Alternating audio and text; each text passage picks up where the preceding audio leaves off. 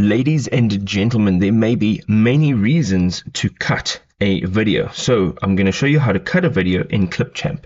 So we're in Clipchamp and this is the homepage. It's the desktop app. And on the left hand side, you can see your menu. And here there is a create a new video. Now we're going to go in here, and here on the left hand side, you can now import media and you can now choose some media from your device.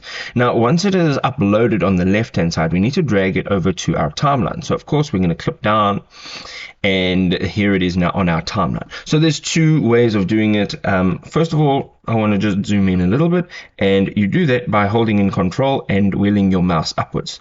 So I'm going to push play here, and you can see now it is playing, and I would like to cut it around about here, just for example's sake. So there's two ways. The first thing you want to do is on the top over here, there is a scissors icon, and it says split, and you can tap on that. You've now cut the video right over here. You can also click down and hold this timeline and go over to where you would like to cut it, and you can simply push the S key on your keyboard, and now you can do whatever you need with that specific piece of the video.